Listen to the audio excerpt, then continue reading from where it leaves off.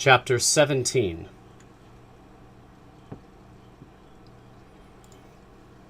Elizabeth related to Jane the next day what had passed between Mr. Wickham and herself. Jane listened with astonishment and concern. She knew not how to believe that Mr. Darcy could be so unworthy of Mr. Bingley's regard, and yet it was not in her nature to question the veracity of a young man of such amiable appearance as Wickham. The possibility of his having endured such unkindness was enough to interest all her tender feelings, and nothing remained therefore to be done but to think well of them both, to defend the conduct of each, and throw into the account of accident or mistake whatever could not be otherwise explained.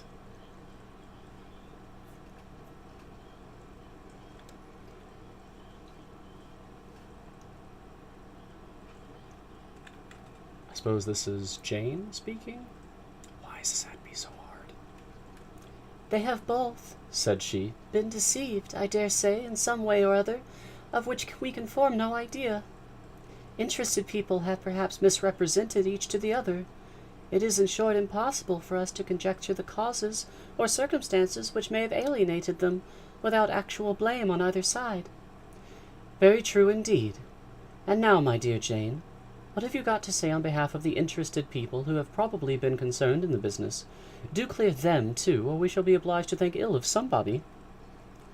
"Laugh as much as you choose, but you will not laugh me out of my opinion. My dearest Lizzie, do but consider in what a disgraceful light it places Mr. Darcy to be treating his father's favourite in such a manner, one whom his father had promised to provide for. It is impossible. No man of common humanity, no man who had any value for his character, could be capable of it. Can his most intimate friends be so excessively deceived in him? Oh, no! I can much more easily believe Mr. Bingley's being imposed on, than that Mr. Wickham should invent such a history of himself as he gave me last night. Names, facts, everything mentioned without ceremony. If it be not so, let Mr. Darcy contradict it. Besides, there was truth in his looks. It is difficult indeed. It is distressing. One does not know what to think." "I beg your pardon, one knows exactly what to think."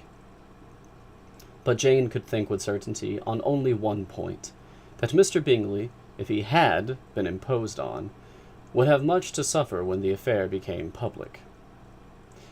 The two young ladies were summoned from the shrubbery, where this conversation passed, by the arrival of the very persons of whom they had been speaking. Mr. Bingley and his sisters came to give their personal invitation for the long-expected ball at Netherfield, which was fixed for the following Tuesday.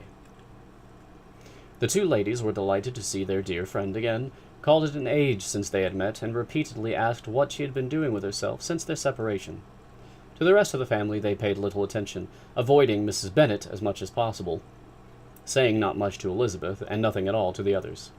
They were soon gone again, rising from their seats with an activity which took their brother by surprise, and hurrying off as if eager to escape from Mrs. Bennet's civilities. The prospect of the Netherfield ball was extremely agreeable to every female of the family. Mrs. Bennet chose to consider it as given in compliment to her eldest daughter, and was particularly flattered by receiving the invitation from Mr. Bingley himself, instead of a ceremonious card. Jane pictured to herself a happy evening in the society of her two friends and the attentions of their brother.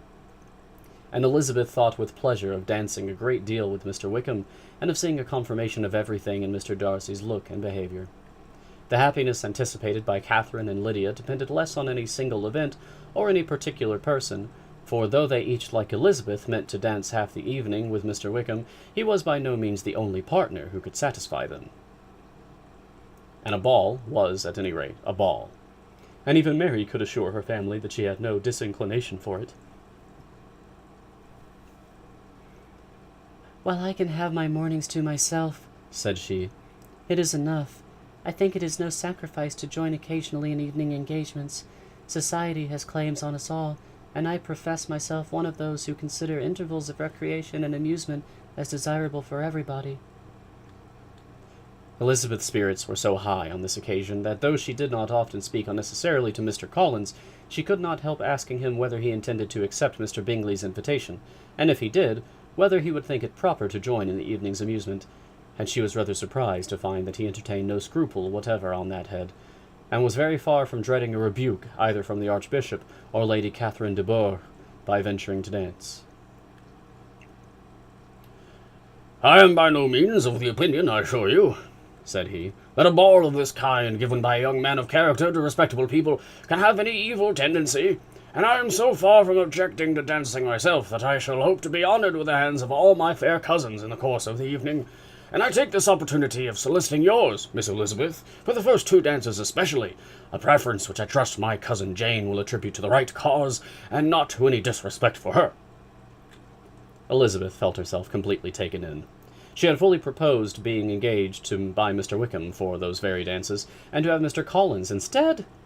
Her liveliness had never been worse timed. There was no help for it, however. Mr. Wickham's happiness and her own were perforce delayed a little longer, and Mr. Collins's proposal accepted with as good a grace as she could.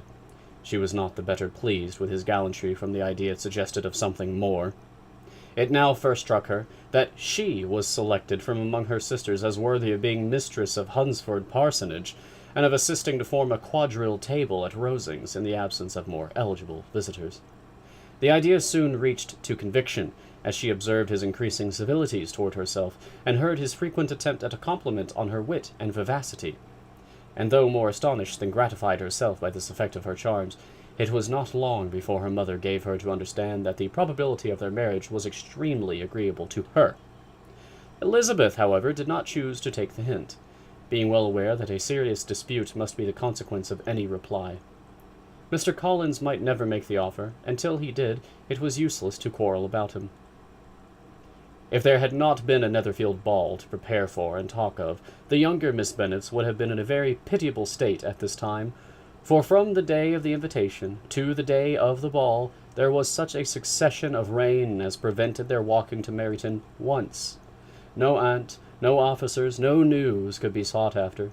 The very shoe-roses for Netherfield were got by proxy.